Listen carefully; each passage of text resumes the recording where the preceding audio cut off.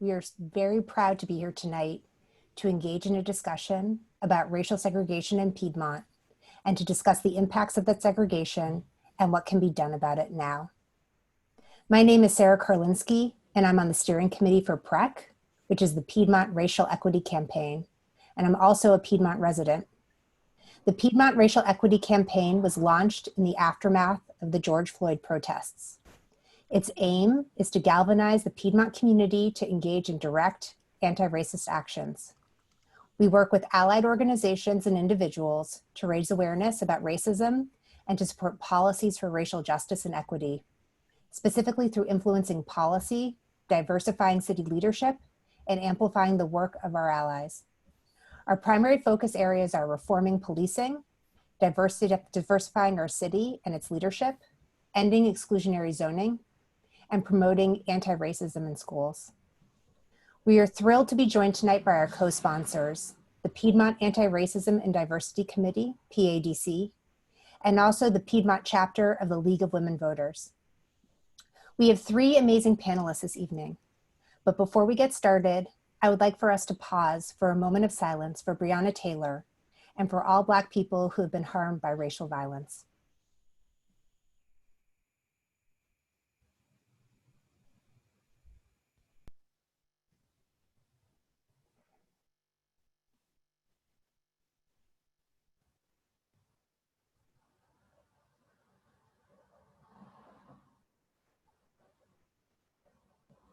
Thank you.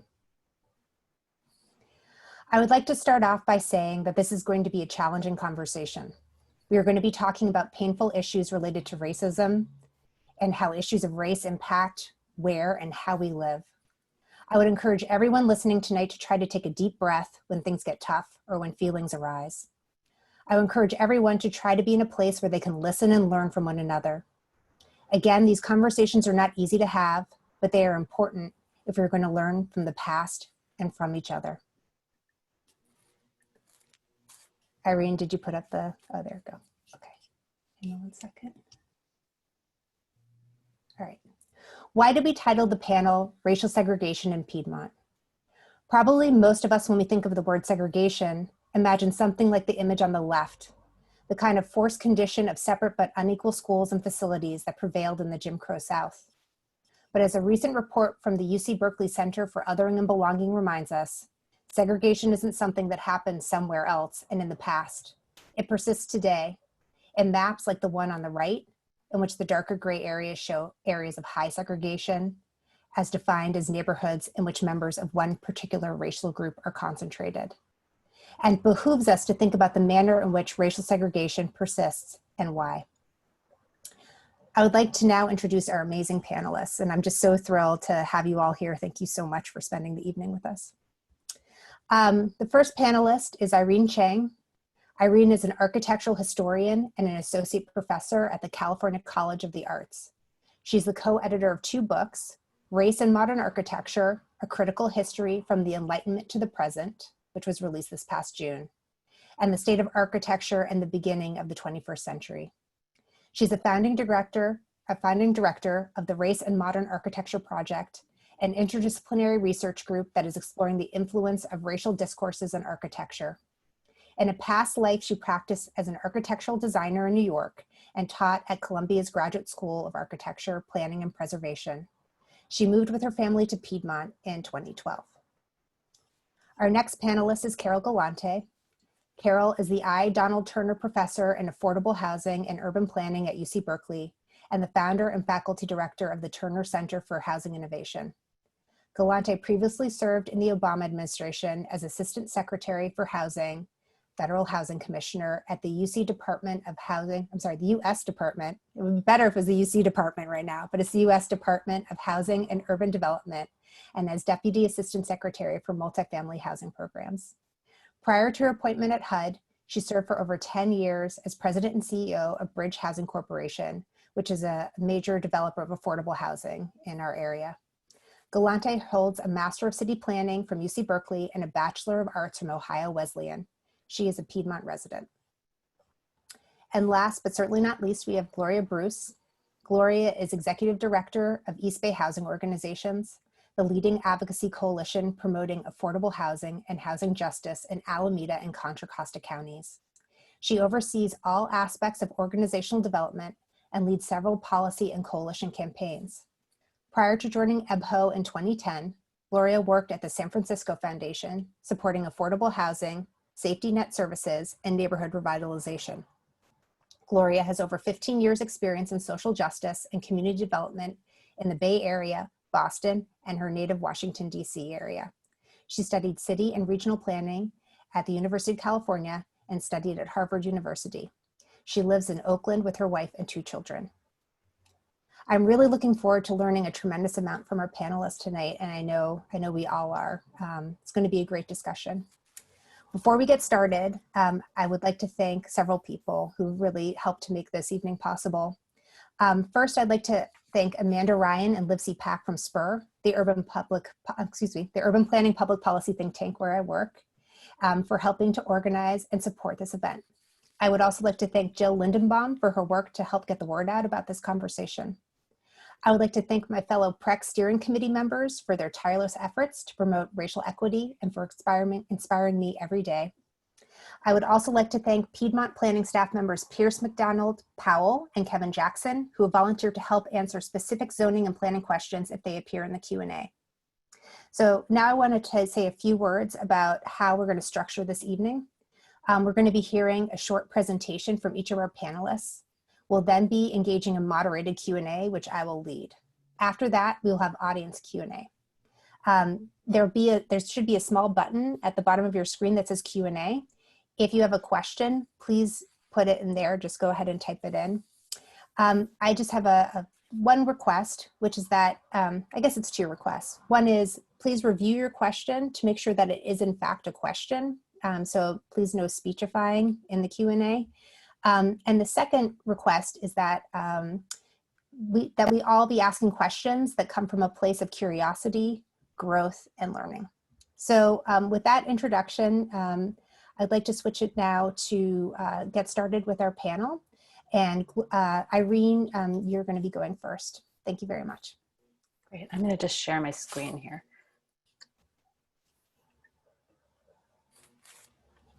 Okay. Is that working?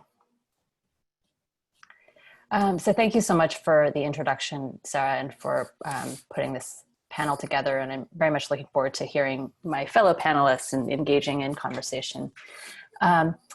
So as Sarah just mentioned, the premise of this panel, the topic, suggests that segregation isn't a thing of the past, but something that persists today. That UC Berkeley report that she referenced on segregation in the Bay Area found that whites are the most segregated group in the Bay Area. And it specifically names Piedmont as a highly segregated community. According to the latest US Census, our community is 75% white, 17% Asian, which together makes up 92% of the population. Less than 2% of our community is African American. And this stands in stark contrast to surrounding Oakland, which is 36% white, 16% Asian, 24% African American. So in essence, Piedmont has historically been a wealthy white enclave. And since the 1970s, joined by a growing number of Asian Americans.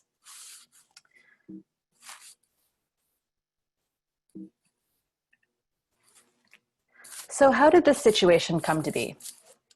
In his 2017 book, The Color of Law, Richard Rothstein demolishes the myth that residential segregation in American cities came about naturally or as a result of simple prejudice. Instead, he shows how racial segregation was the result of explicit government policies and actions in the 20th century. And while it would be impossible to summarize this book in 10 minutes, I want to pull out 4 factors or causes that I think were particularly relevant in shaping Piedmont.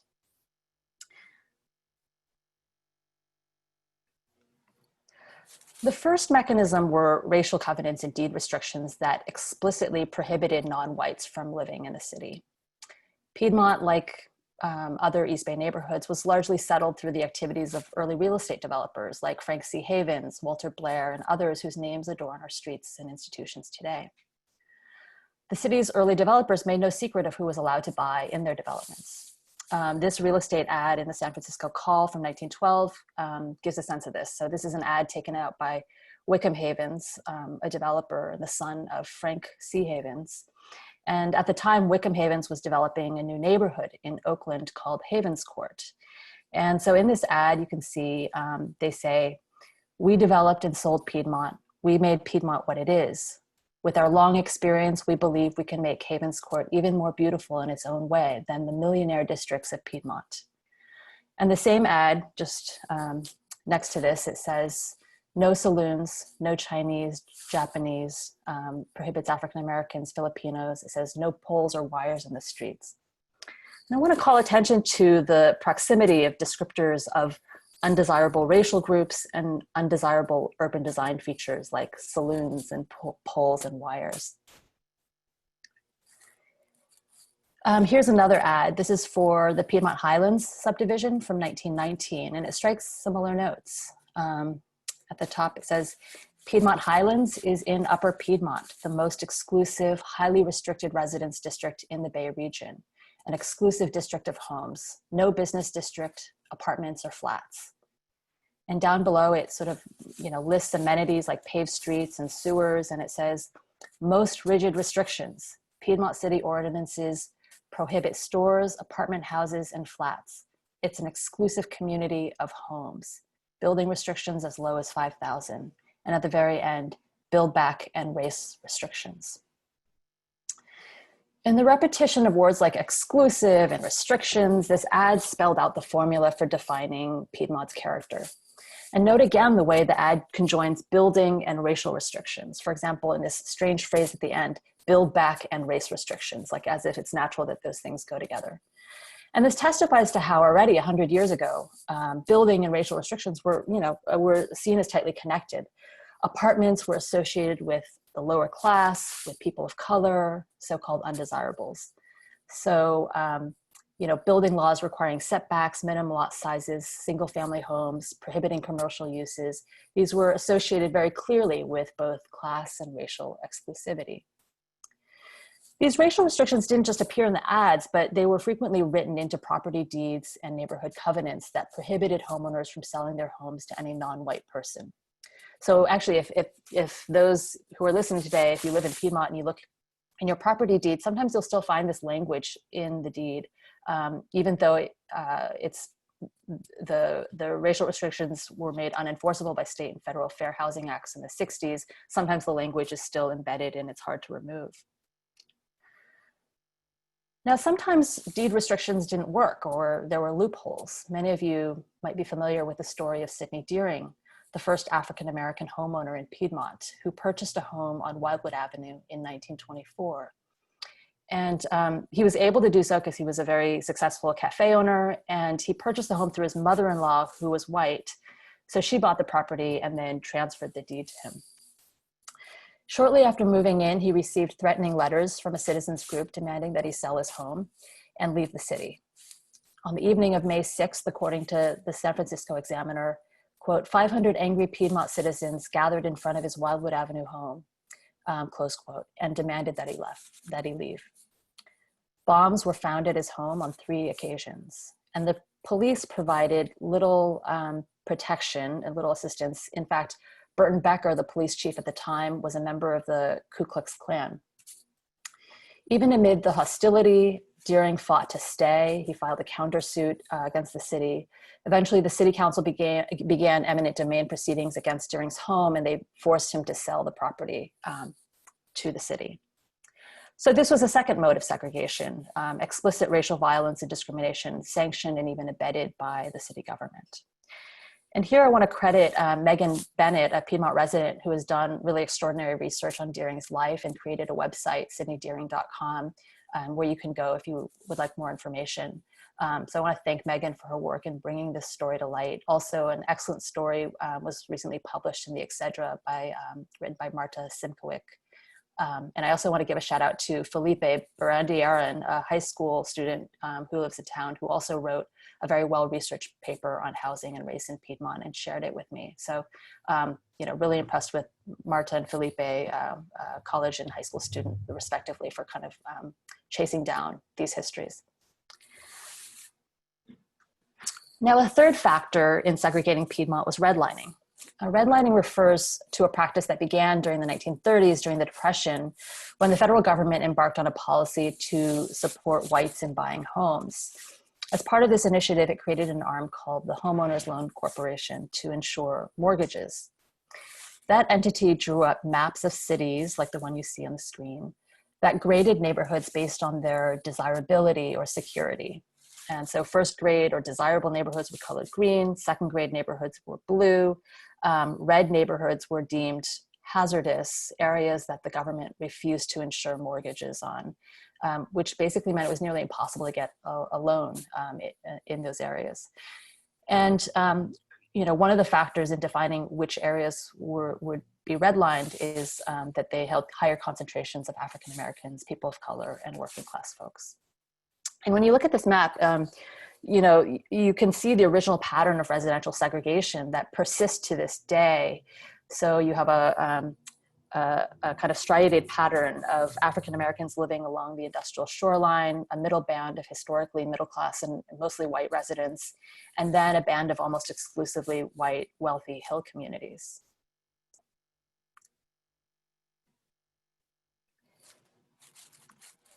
Here's a redlining report, just to give you a glimpse of how this worked. So this report, they produce these reports for each neighborhood, and under favorable influences, the report lists mansions set on large park-like tree and shrub-covered home sites, and zoned to single-family residences, restricted to Caucasians, one of the best residential districts of the East Bay area.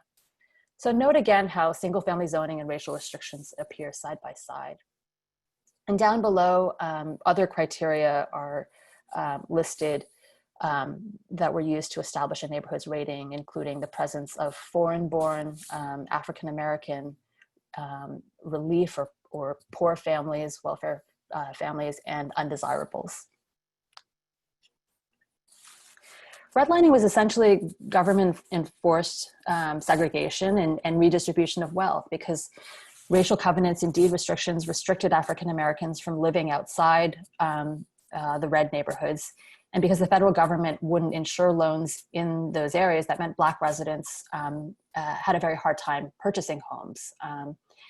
At the same time, the government was essentially subsidizing white families to purchase homes in segregated white neighborhoods. And this meant that even moderate income white families could buy houses and reap the benefits of their homes appreciating in value, and then pass on that generational wealth to their children. And, as a reminder, like, home equity is still the prime source of wealth for most American families.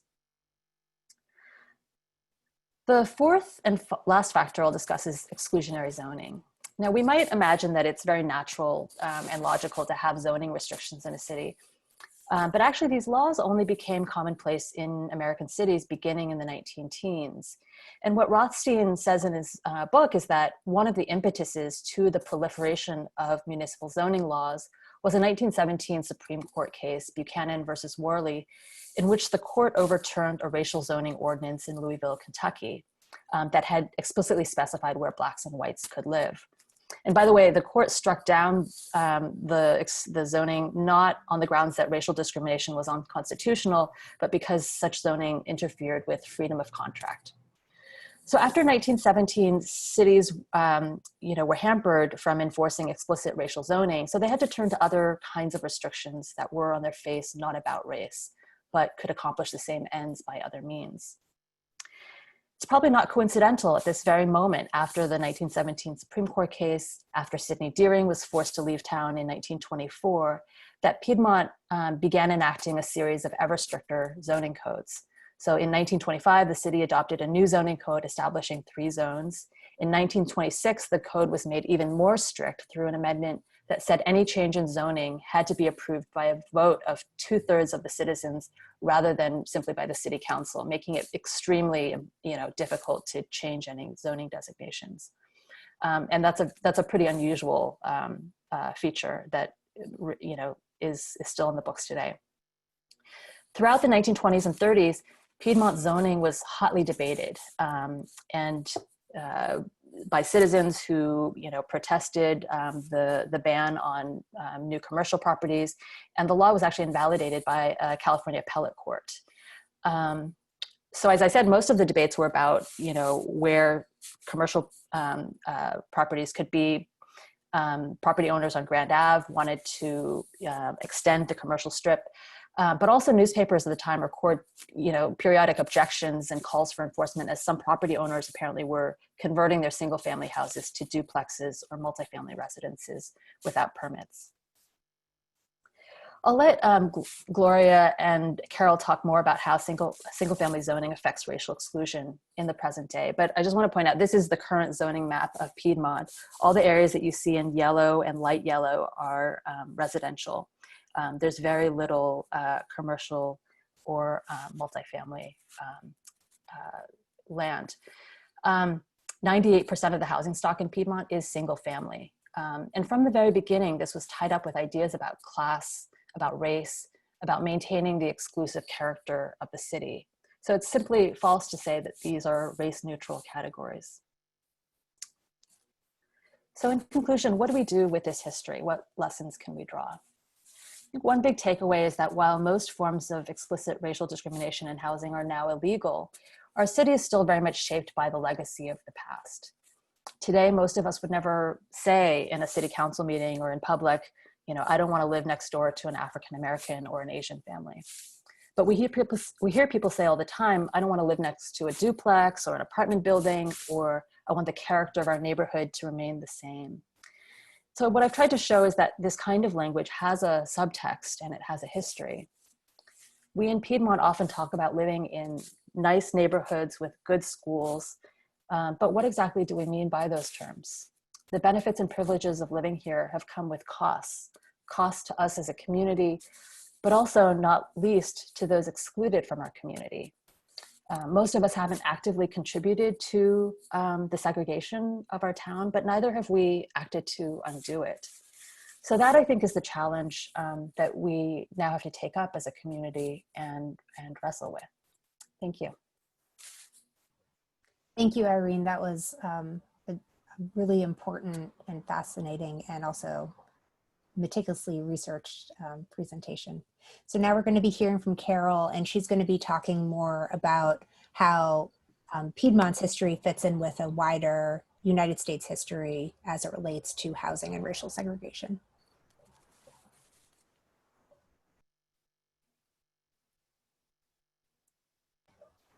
Carol, I think you're on mute.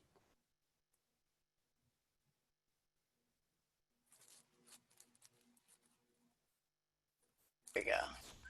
Hi, thank you, Sarah, and thank you, Irene. That was fabulous. And you touched on a few points that I am also going to touch on, but perhaps from a broader perspective than just Piedmont. But that was an incredible deep dive here. So let me just talk a bit about what I'm going to talk about, which is there are many actions, a number of them that Irene touched on, and there are impacts of those actions. Now, I want to say, starting out, because I'm sure a number of people are already thinking about this, there are actions beyond residential segregation that also influence the outcomes that we have in our society. There's employment discrimination, there's, you know, the educational system, there's taxation, there are many, many things.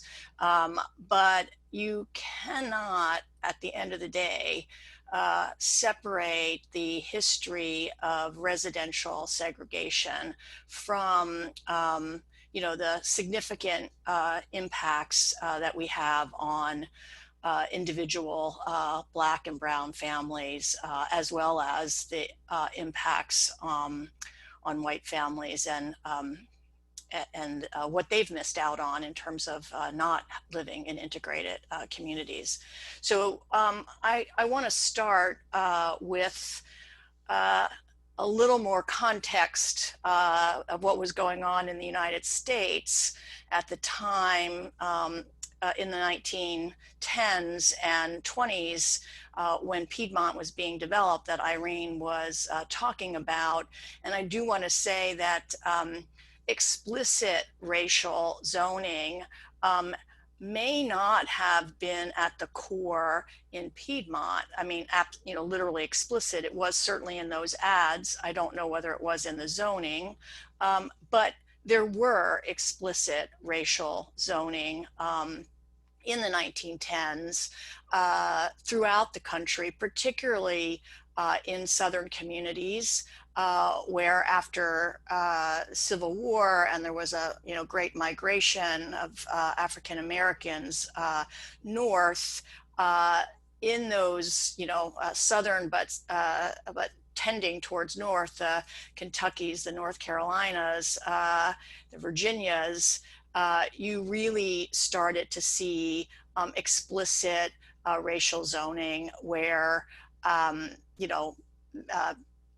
people of color, African Americans in particular, were literally zoned out, not allowed to live buy property in those locations.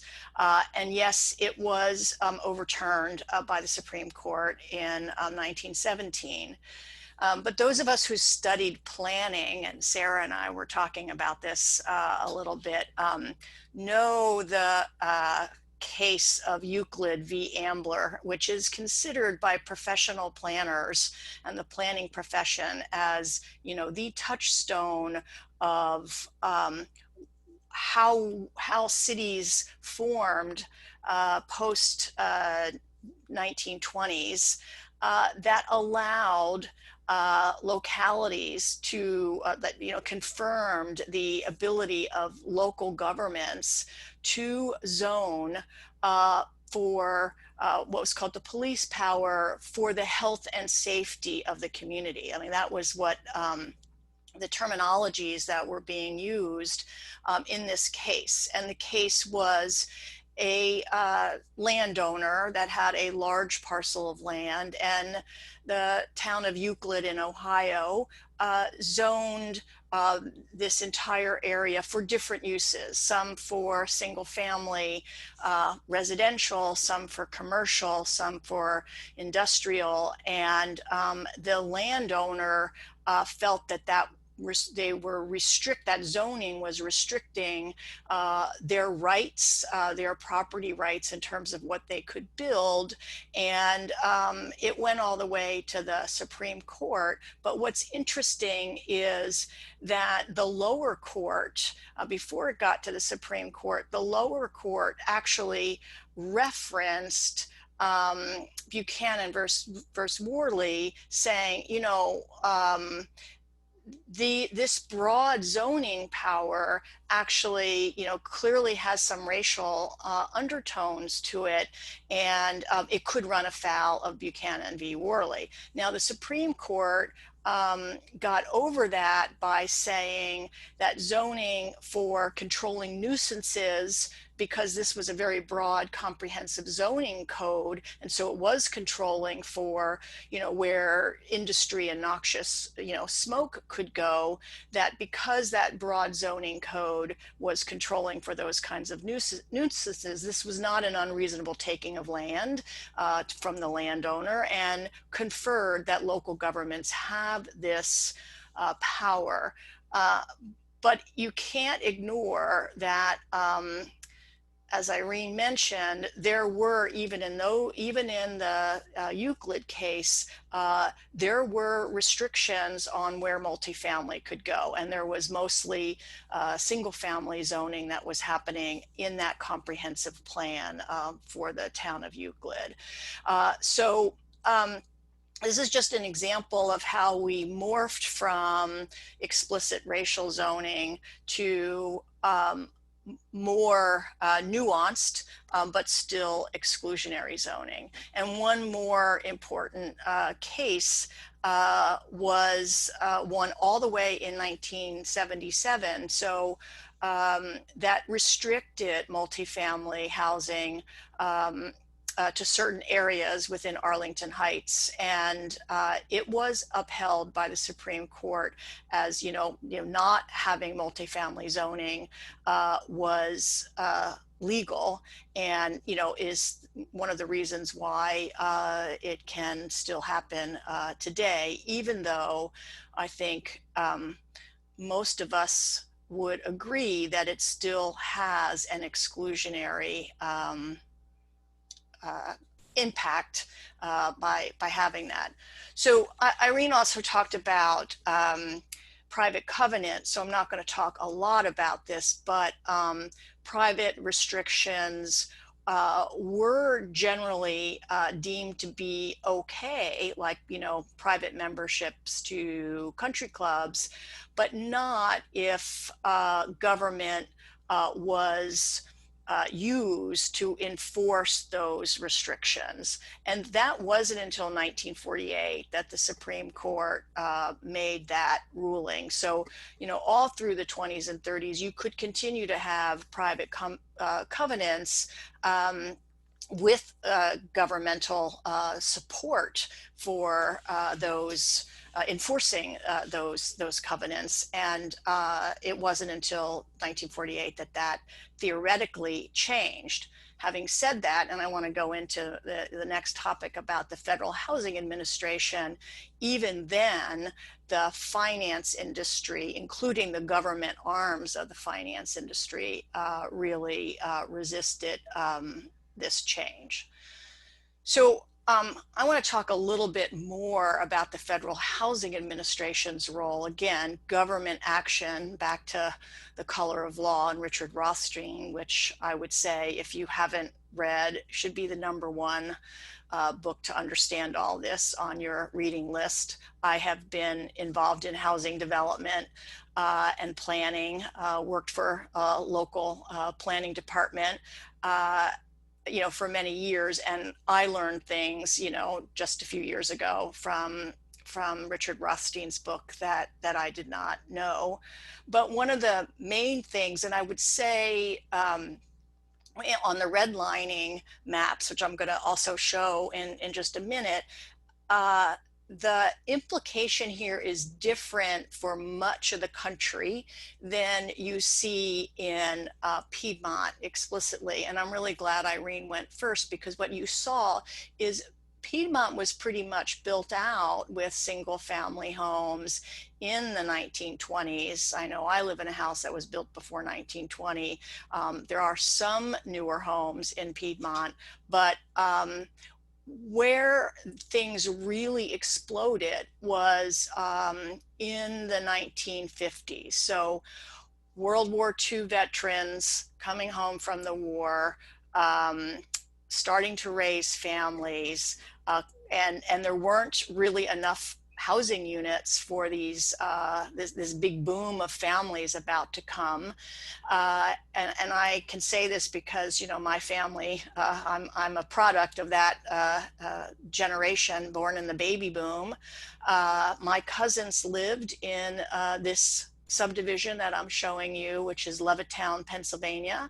The first, the one in New York, Levittown, New York was the first, but major push by the development community to produce lower cost single family homes for this growing population that was starting to come home from the war and make babies, and these communities were built for that generation. But it was that generation of white veterans, essentially, that could purchase these homes through the Federal Housing Administration because they were very, and sometimes later the GI Bill, so through the Veterans Administration, so government-backed mortgages that could only be used by white families in these newer subdivisions that met the standards of the Federal Housing Administration, including that they weren't in a red area on those original home loan corporation redlining maps. And this is where we saw, you know, massive amounts of out-migration of the cities into these suburban locations, and causing white families to be able to access what frankly only wealthier families could afford in Piedmont. This now opened up for people like my family. My father didn't graduate from high school, but he was eligible for a VA-backed loan in a subdivision, not Levittown, but similar to a Levittown. And that is really the wealth building of the middle class that came from that 50s and 60s, where even someone with a blue-collar job and not a lot of wealth behind them could, for $100 down, buy a $5,000, $6,000 house and build wealth over time. And so this was an opportunity given to only white families by the federal government. And that is just something that is really hard to overcome, but that is something we will need to focus on moving forward. I wanted to show this large map for two reasons. And I'm going to just go to the next slide for a minute and show you. This is Piedmont. One of the things you will notice is that not all Piedmont is in the green zone, still in a acceptable zone, but not the green zone.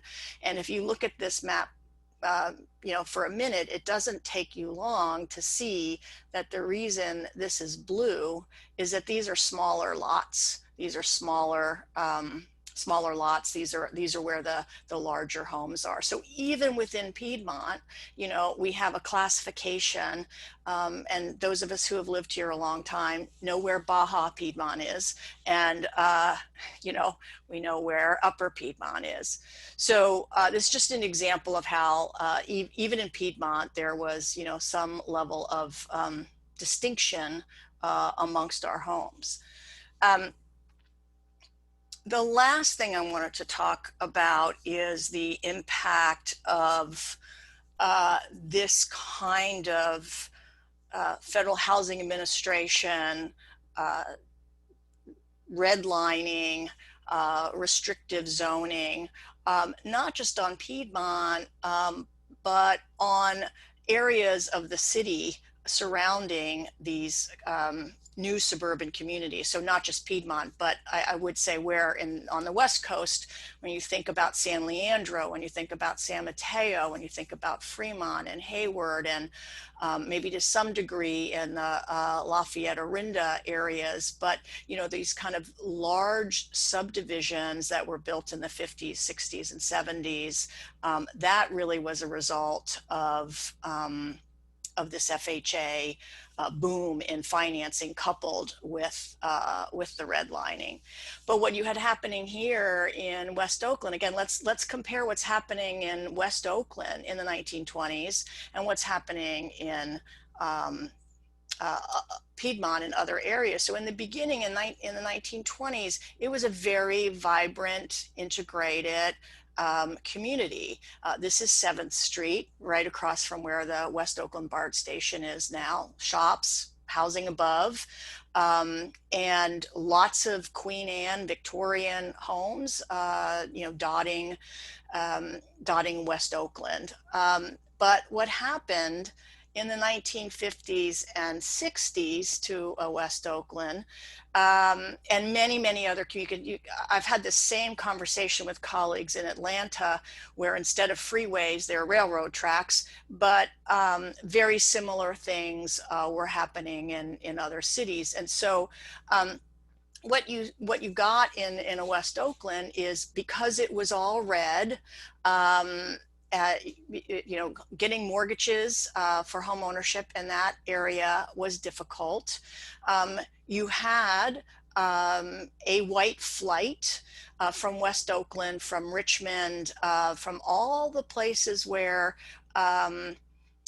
large numbers of African Americans had moved to work in the wartime shipyards, but they were integrated communities, often in that time period.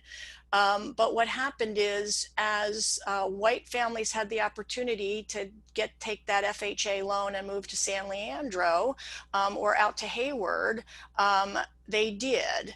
And so you had a loss of population in these communities, and you had, you know, kind of the employment discrimination happening at the same time. You also then had massive other federal action saying, oh, well, where are we going to put these freeways that we need to get people out to San Leandro and out to Hayward? We're going to plow them through these red communities.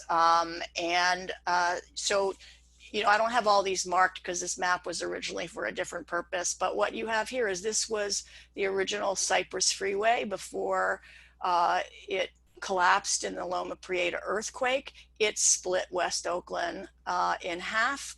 It took community effort after Loma Prieta to get it rerouted on the other side, to the industrial side of you know, of West Oakland. So you had, you know, any of you who were, you know, would be on this freeway know what this looked like during, from the 50s all the way up until the 2000s. This became all industrial. It was not originally. It was residential community. We had all kinds of urban redevelopment, affordable housing projects being tearing down perfectly fine Queen Anne homes to redevelop those properties. You had then the 980 freeway come in a little bit later, separating this working class area of West Oakland from the downtown core, and again taking property all along this freeway. You had BART come in and make a major BART. This is the BART station right here, and this is the BART station area plan. This is the post office. So these were residential communities that really got effectively overrun by federal investments that helped the region perhaps, but you know, the negative impacts of many of these things were happening in the red lined areas as opposed to in the green lined areas. Now I'll let Gloria maybe talk more about this. I wanted to show this photograph to say the challenge that we have today as a result of all of these patterns that have been established. You know, Piedmont and places like it built out single family zoning. By the way, 70% of every community in California is at zoned single family, and many, many more like Piedmont zoned at higher than that.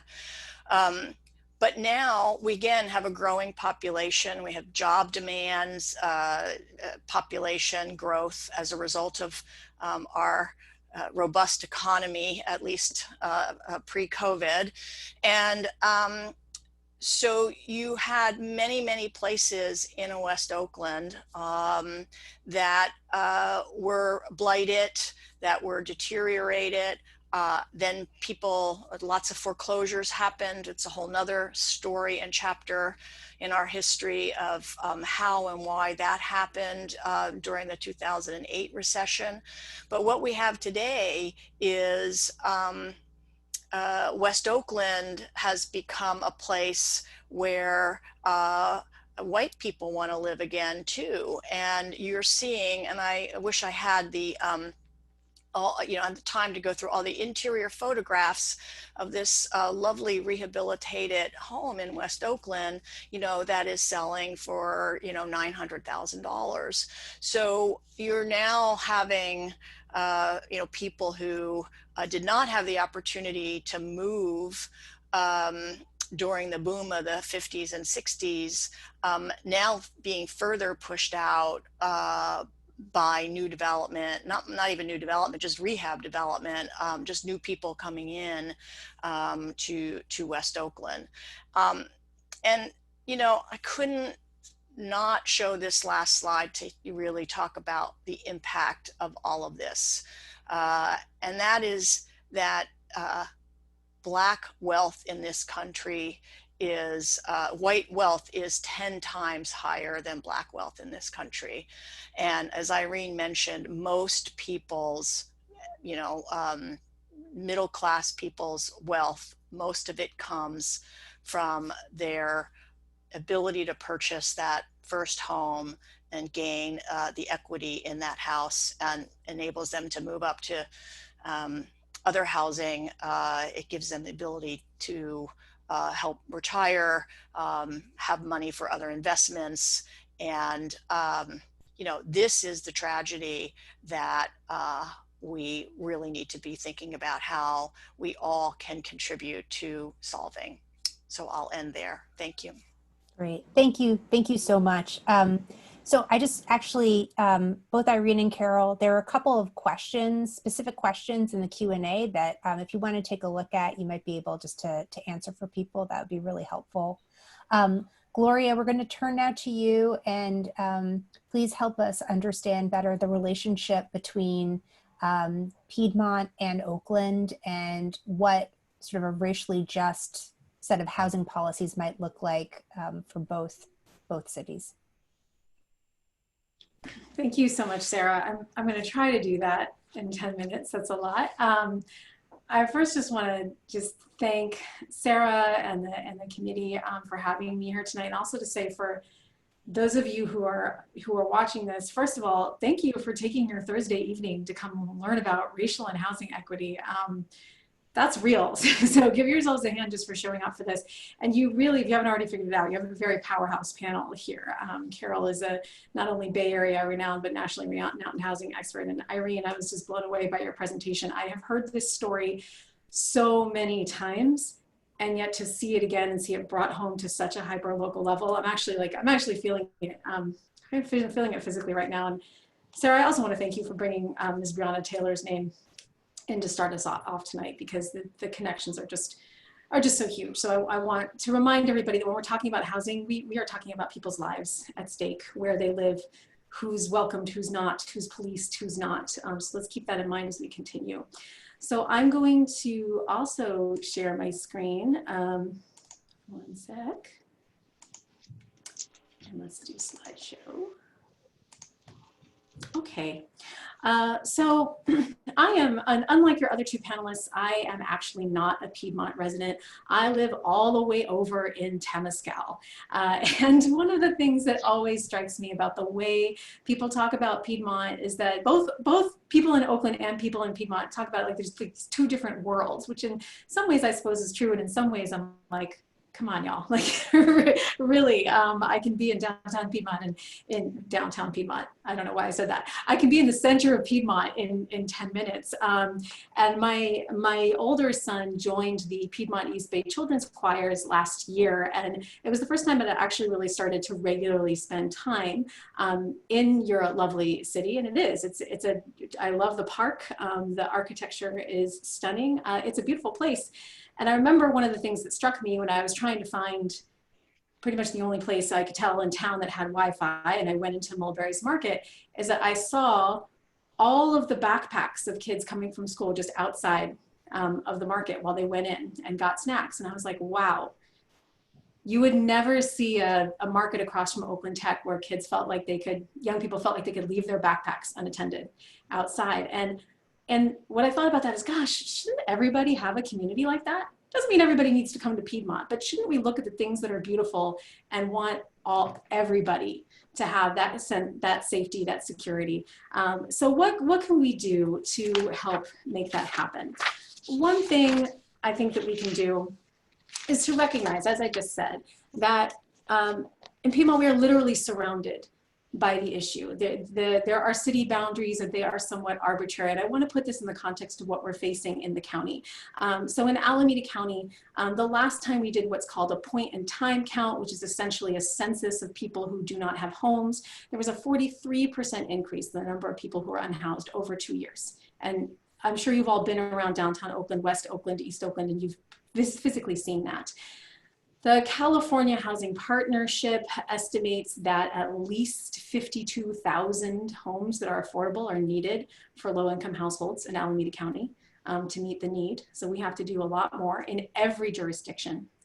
And just to bring this back to the close connection between what our building policies are and how that affects race, 40% of our unhoused neighbors in the county are Black and African American, even though Black folks only make up to 11% of the county's total population. And that is not because of pathology from Black people. It is because we have been systematically, as was demonstrated before, systematically excluded and discriminated against and have fewer opportunities in employment and housing.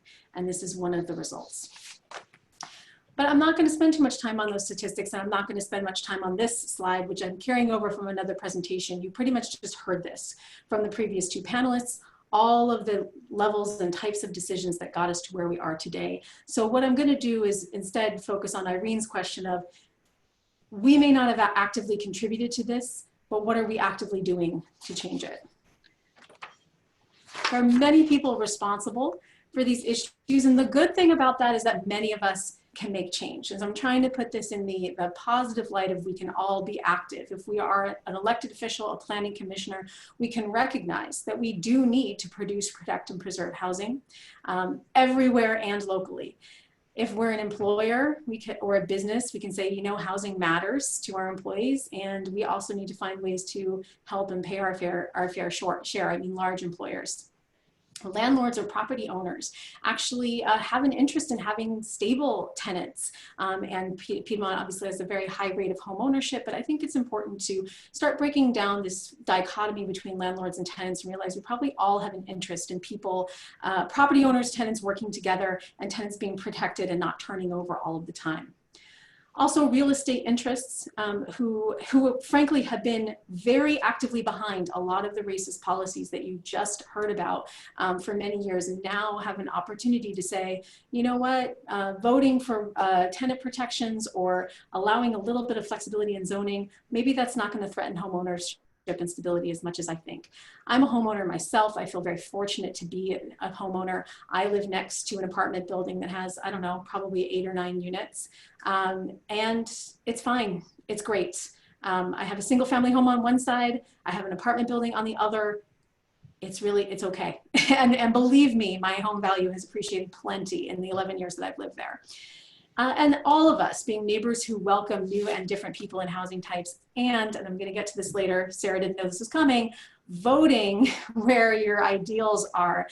I'm sorry, you can put up your BLM signs, you can say her name, you can say his name, but if you are not actually voting to advance the interests of racial and housing justice, you are not doing the work.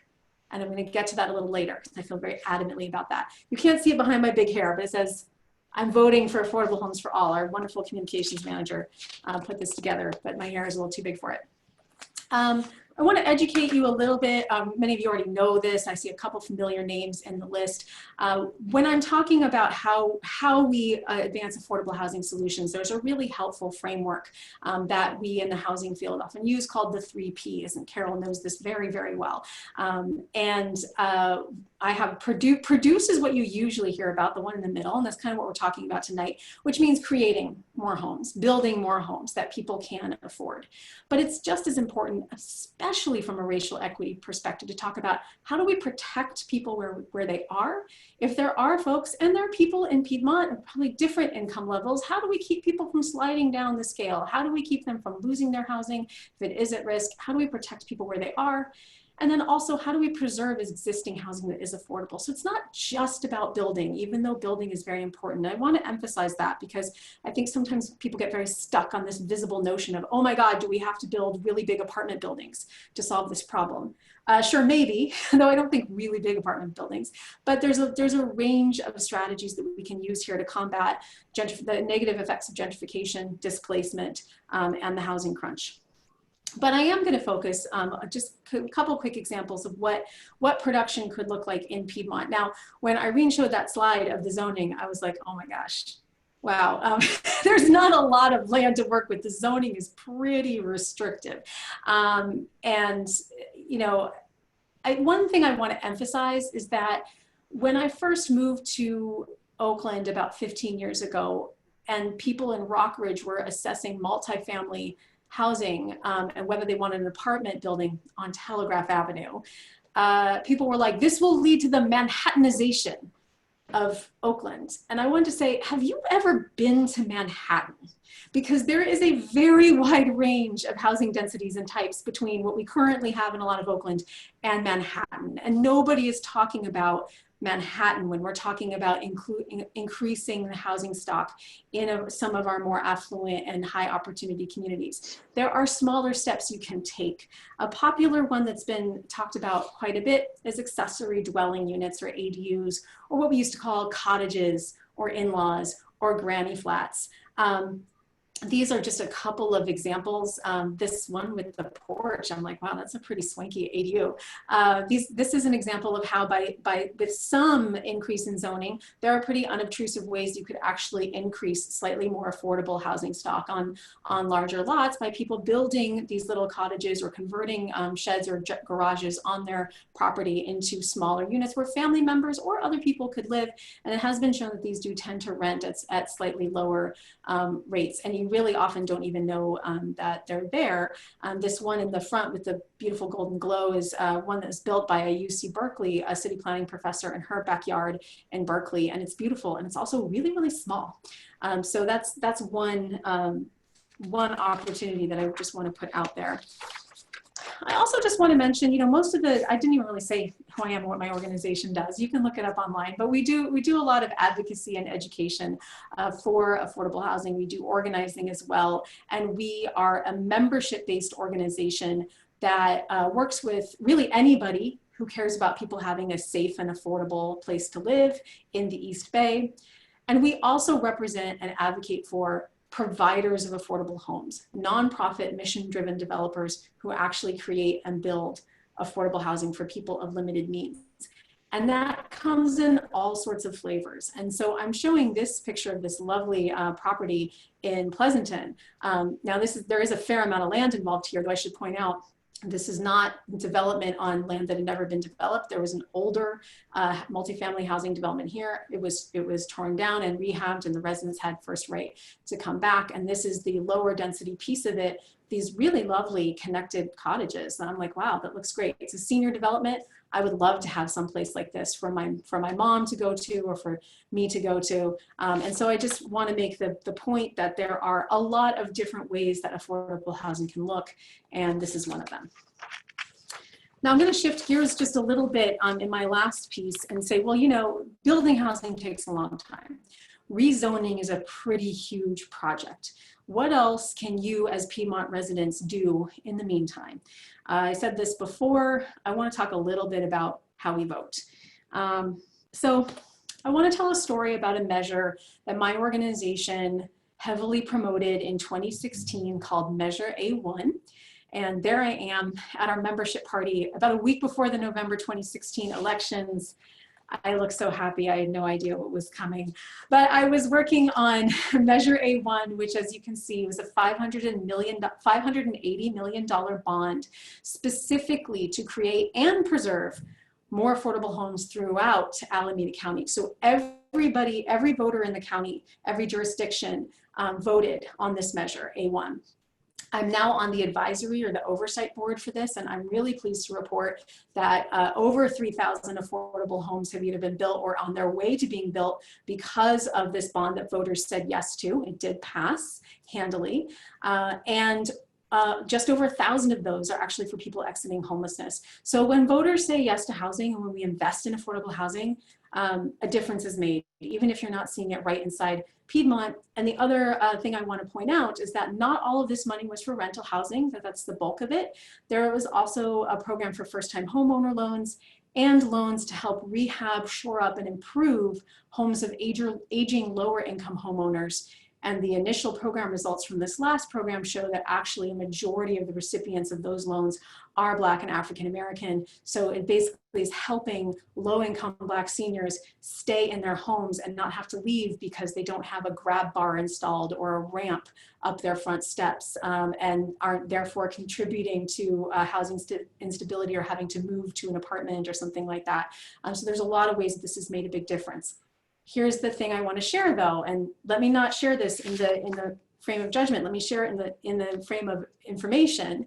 This measure had to pass with 2/3 of the vote because it was a specific tax for a specific purpose, and it was a bond, so it was a property tax that fell on homeowners, property owners like myself. Not cheap. However, 73% of voters in the county still said yes to this. We will tax ourselves to provide homes for our neighbors. 84% of Oaklanders, and I think about 82% of Berkeleyans said yes, 52% in Piedmont. And that may have to do with the homeowner renter demographics, I'm not sure. Basically, that's still a majority, but not the 2/3 it would have needed to pass in just this city. And there were 4 jurisdictions in the county that voted below, yes, and below than 60%. And the other 3 besides Piedmont were Dublin, Livermore, and Pleasanton. And I'm going to actually switch documents real quick just to show you another impact of this. Hold on one sec.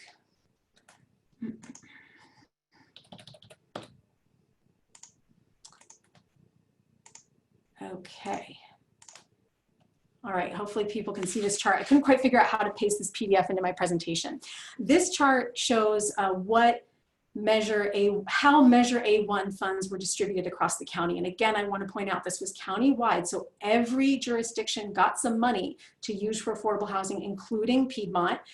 Piedmont, of course, being a smaller city, this was partly based on population, and so Piedmont got 2.1, those dollars are millions, 2.1, which is smaller, on par with what Emeryville at 2.5 received. But then I want you to look at what this middle column says, how much of the money has been spent or committed. And there are a few jurisdictions that notably have spent nothing. And I want to be clear because I'm certainly not trying to put the city staff on notice. The fact that they're here tonight means that they're allies. And cities do not have total control over whether or not housing gets built. And you have to have land and you have to have zoning to build housing. I do want to share though, that in all the discussions I heard about this bond, people would always say, people from other jurisdictions would always say, well, what if some city doesn't ever spend their money because they don't want to? Like Piedmont. It was always the example that people used, fairly or unfairly. And I feel like those of you, the 150 of you who are on this call tonight, that's probably not how you want your community to be viewed, as the one that's not going to pay it, to do its fair share. So I just thought that was an interesting thing to highlight. You know, the point is that if we'll get into it probably in the Q&A.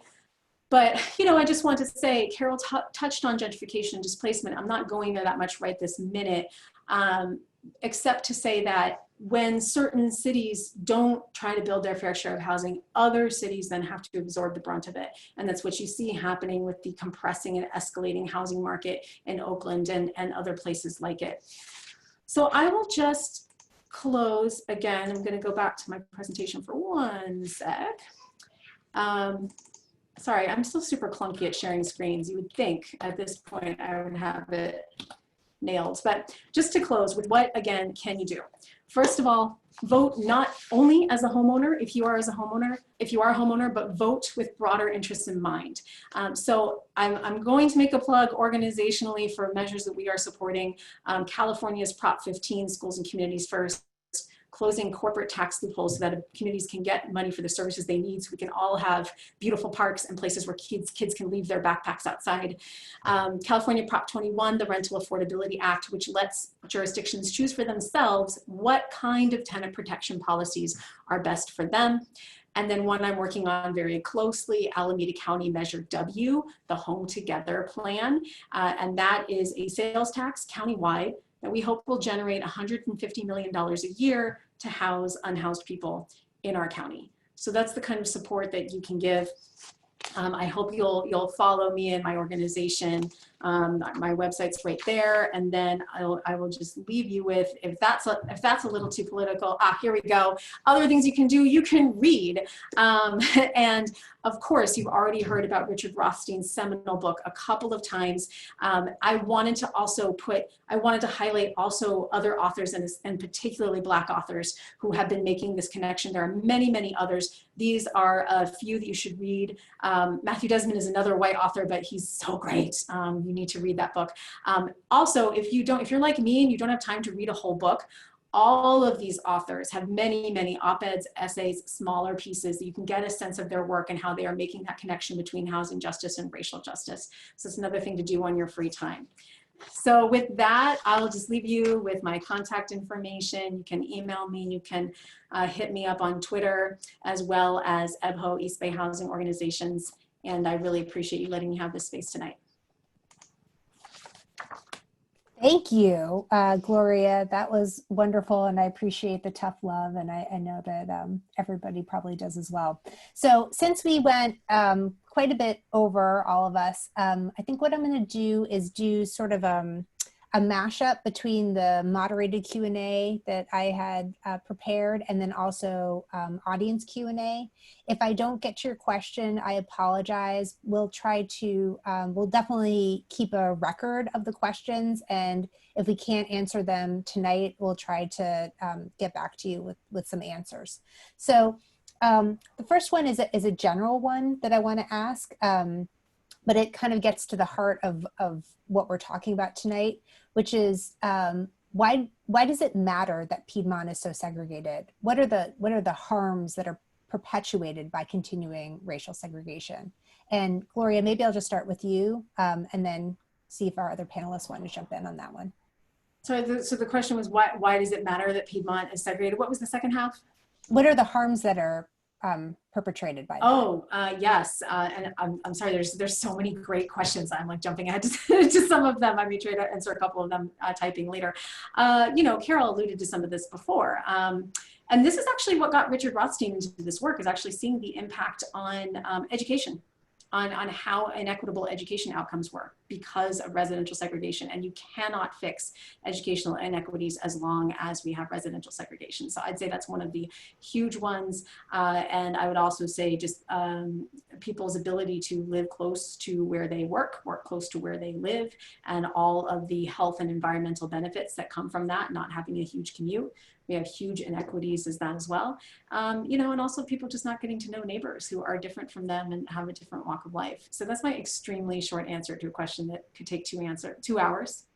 But I'll see if Irene and Carol have to add on that. I mean, I think it was great, Gloria. The only thing I would add is what I already said before about the missed wealth creation that has happened over decades, which is obviously really hard to jump forward and solve for. But that's a big problem. Yeah. Go ahead, Irene.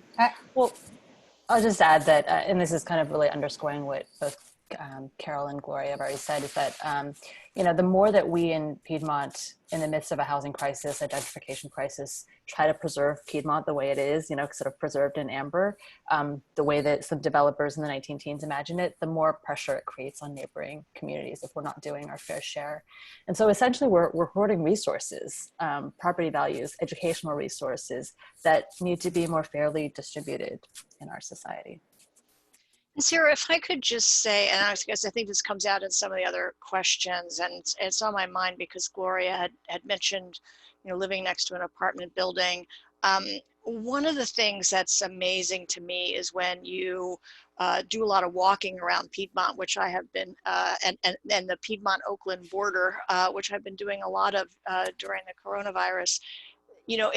When you cross over, on Warfield in Piedmont into Oakland and into that neighborhood, there are incredibly nice fourplexes, sixplex. I actually take photos of them, you know, whip out my iPhone and take photos of them that, you know, don't look any different than single family homes. And it is possible to design, I call it gentle density. It doesn't have to be a 5-story building. It can be of similar scale. It does require, to the planners on the phone, obviously, lots of change in what is allowed to make that happen. But you could actually build multiple units in the same square footage as many, many, many, many homes in Piedmont. So maybe I was going to ask a different question, but maybe this is making me think of yet another one. Right now, the region is sort of going through a process where it's called the Regional Housing Needs Allocation process, where the region is given a number of housing units that we need to accommodate over the next 8 years, and each city is then given an allocation. And Piedmont's this year, or this cycle, might be much higher than it's been in previous cycles. So, instead of like 50 units built over 8 years, we're being potentially given several hundred units. What do you think about that? Do you think it's possible to accommodate that growth, and how? And maybe Carol, I'll start with you and then go to Irene. Sure. So I don't know what the exact number is, so it's a little hard to say. It's possible, but I do think there are sites that are a bit larger that could be looked at, that are public sites or religious sites. I don't know, the synagogue on Grand Avenue is in Piedmont or not. I get confused It to where is the Cahill, boundaries yeah. are. And there's a parking lot there, and so there's some redevelopment opportunities, where you could continue to include religious property. But clearly there's a tight, but there are some public lands and there are some commercially zoned lands that could be recrafted, working with the property owners to build some significant housing. But I think at the same time, really focusing on those duplexes and triplexes and accessory dwelling units, amongst the single family homes, would be an important strategy. And I would say, particularly on turnover, there are, believe it or not, some homes in Piedmont that are in really terrible condition. Not many, but you do see them. And my neighbor, 3 doors down from me, an elderly guy, person coming to take care of him every day for years and years. The house was falling down around him. And when he died and it was sold, the family redid it, put in an accessory dwelling unit, and they could have put something larger in had it been allowed. So I think there are opportunities, and that's not forcing everybody to redo their homes, but there are going to be opportunities to do that in Piedmont. And then Irene, before you jump in, I just want to add on, there's a question from the audience from Monica Garcia. What steps can we take to undo some of these zoning rules? So if you could incorporate that into your answer, that would be great. Sure, yeah, I think, I love the idea about, taking some of these very large lots that do exist in Piedmont and thinking about, could you put a duplex or a triplex? So some of you may know, we haven't really talked about this, but the state, as a response to the housing crisis, recently sort of liberalized ADU laws across the state. And so every municipality now, is basically has to permit, as of right, you can build 2 ADUs, and Piedmont adopted this code in January so that you can build an independent ADU, a backyard cottage, as well as have a junior ADU as part of your house. So as of right now, you can, basically have 3 units of housing on most single family lots in Piedmont. But that's still a very restrictive thing. It doesn't mean you can take a 2-story house and make it into a duplex, or, you know, split it in half and have 2 equal units. So it's very constrained in terms of what it allows. And so currently, under Piedmont zoning, because of this change in 1926, where they really tried to harden the rules and make it virtually impossible to change any single lot from single family to a duplex in Piedmont would require a 2/3 vote of the city residents. That's really hard to, you know, accomplish. And so, but on the other hand, and the city attorney sort of confirmed this in a city council meeting a few weeks ago, you could say change rules and say that, okay, all the houses in the single family zone can have 2 units, and specify the conditions, you know, under what terms that could happen. So you can sort of make a blanket change within the definition to the definition of a single family zone, but you can't change any one lot. So there is some space, I think, for adjustment. You could make that change with a vote of the city council, rather than requiring a 2/3 vote of the residents. But I think the more general point, you know, rather than getting into kind of the nitty gritty of how to change the zoning code, is I think what the RENA process sort of affords as an opportunity for our city, and this is coming up in the next year, you know, the city will be undertaking this work, is the possibility of just kind of rethinking some of our sacred cows and what we think of as possible and not possible. Oftentimes in these discussions, you hear people say, well, Piedmont is 100% built out. There's no way we could add X number of new units because it's just built out. But as Carol just mentioned, as Gloria's alluded to, there are opportunities. We just maybe have to, you know, sort of open up our minds and rethink some things that seemed impossible before. And again, it's not by, you know, building high rises or big, tall apartment buildings. It's by just adding more of the kinds of housing that already exist in our community. Great, thank you.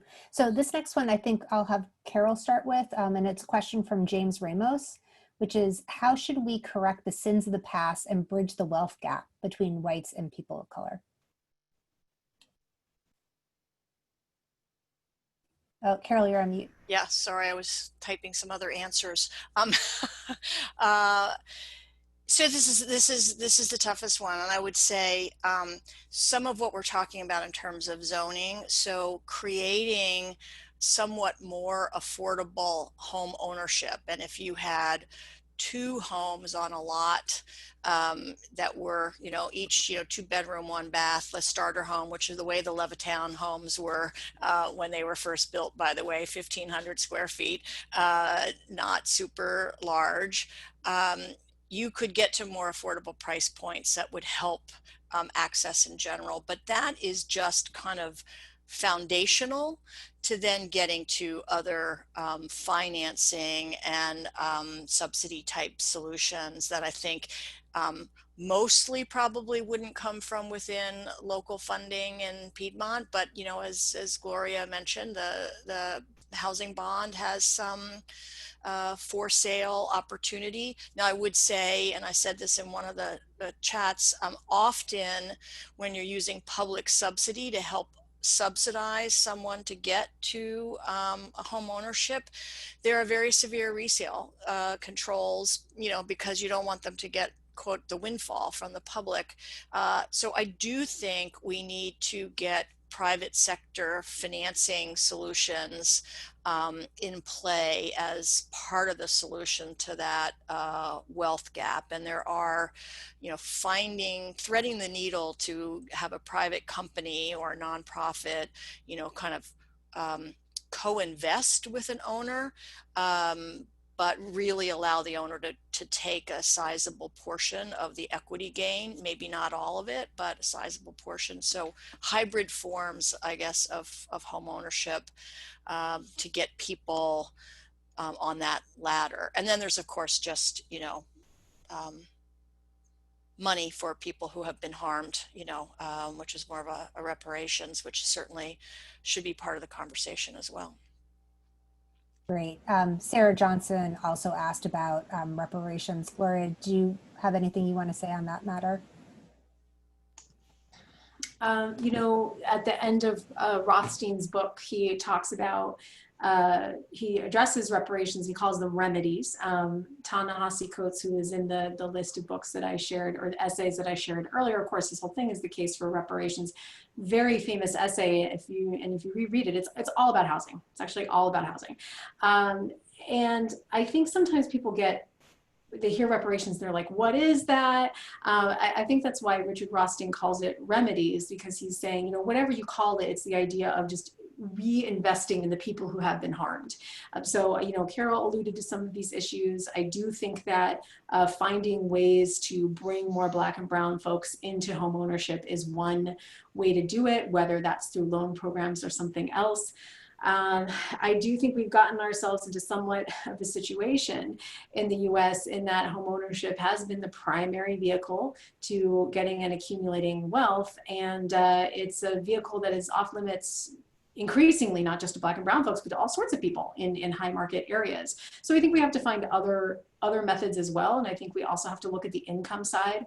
So Oakland's looking at like universal basic income ideas, for example. Stockton's had that in place for a while. This is not my main area of expertise, but I think there are a range of ways that we can reinvest in people who have been harmed by these practices. Thank you. Okay, I want to go to a question now from Francis Fisher. And Gloria, maybe I'll direct this one to you. So recognizing most of the property in Piedmont is privately owned, what are the most effective tools in encouraging the creation of affordable housing? Yeah, that's a really good and tricky question, because a lot of the work that EBHO does, we focus a lot on public land, because there are levers that you can use when land is publicly owned that you don't have with private housing. So, you know, I think I brought up a couple of them, you know, around their, you know, ADUs, junior ADUs, as Irene said, where it's actually within the envelope of the building that you have. Shared housing models. I mean, one thing, you know, I don't know the data for Piedmont, but we do have an interesting phenomenon as well in the US, where we have these very large homes that were built during a different era who probably have far fewer people living in them than there were when they were originally built. When we had more multi-generational households where people maybe had, you know, domestic workers living with them. I'm not necessarily suggesting that's the solution, but you know, I think looking at, are there shared housing models? Are there other ways to use the building envelope and the land creatively? And then, like I said, it's not just about changing your own property. It's what else are you doing? What other policies are you advancing? Who are you voting for? If you vote for a city council person or a planning commissioner that you really like, but then this happens all the time in the Bay Area, where people get elected to positions, decision-making positions, and then they support housing, denser housing, and they get voted right back out. So what are you doing? You might not be able to build an ADU tomorrow, that's fine. But what else are you doing to help level the playing field? Thank you. So this question is to Irene. It's actually one of my questions, and it kind of focuses on realtor practices. And one of the things that we've heard quite a bit in Piedmont is that there are a lot of what are known as pocket sales, which are sales that are off market, and you kind of have to know somebody to know that the building is, the housing, that home is going on the market. How do you think those types of practices intersect with the conversation we've been having of racial segregation, and what do you think we could do to potentially change some of those practices? That's a great question. We haven't talked so much about the role of realtors. Historically, you know, realtors and realtor steering played a huge role in segregating neighborhoods in terms of kind of directing people to different neighborhoods based on their, you know, racial identity. I've heard the statistic, this isn't confirmed, that as many as a quarter of the houses that are sold in Piedmont are sold through. So I think we need to, you know, and I think there are some realtors on this call, and I would love to talk with them and hear from them about what effects that has on the market. To my mind, as a kind of, you know, just a pedestrian, it creates a sense of an insider's market, so that you have to be in the know in order to kind of get into the community. So, you know, I'd be curious to talk with realtors about whether it's really a best practice if the goal is to attract more diversity and to create equity. I also think there are a couple other things that realtors can do. And again, I'm not an expert, so this is just, me thinking out loud, that I think that Piedmont, maybe there's an impression that there are certain kind of realtors in Piedmont that have a lot of influence in the market. And I think realtors could try to maybe expand their networks to more communities of color. Real estate is, very much based on social networks and connections like many other industries. But that also produces some limitations in terms of diversity and equity, because most people tend to socialize and network with people who are like themselves. So I think, and then the last thing is, while explicit steering is maybe not as common now as in the past, I think there are also subtle ways that it persists, ways in which potential buyers come through an open house and a realtor, I've heard stories like this, that, a realtor says to them, a white family, "You look like you'd really fit into Piedmont. You really seem like you'd fit in well with our community." Or maybe a realtor has a non-white buyer, and they might say to them, "Well, maybe you might like a more urban, in an adjacent neighborhood." And they maybe have their clients' interests, their best interests at heart, but they're just subtle ways still that, bias kind of comes out. So I do think that there is a role for realtors, and it has the potential to have more immediate impact than say, waiting for more ADUs to be built. So to Gloria's point. Great, thank you. So we're like pretty close to the end here. So before we stop, I just want to let everybody know that this is our first panel, but is not going to be our last panel. We've got another panel that's going to be upcoming on the topic of schools and racial segregation and kind of what can be done. And it's going to be on October 21st from 7 to 8:15 p.m. And the title is "Coloring Outside the Red Lines from Redlining, the Impact of Racial Segregation on Piedmont Schools and Where We Can Take It From Here." The event will be co-sponsored with the Piedmont Anti-Racism and Diversity Committee and the Piedmont Educational Fund. Amanda Ryan has put the sign up in the chat. And we're also going to be having a future conversation about policing and surveillance. Lastly, if you really enjoyed this event and you want to help us work on issues of housing policy and racial segregation, please go ahead and email us. Our email is piedmontracialequity@gmail.com. We'd love to have you join us for any of the areas that PREC works on, but especially Irene and I would love to have you join us for the Housing Committee. And finally, I just want to take a moment to thank our panelists. It was just a great evening, a great event. I learned so much from each of you. I loved hearing your different perspectives, and there's a lot for us to think about and also to work on. And I want to thank the audience too, because first of all, your questions were just marvelous. And I really appreciate the thoughtfulness and the spirit of inquiry that you brought to this evening.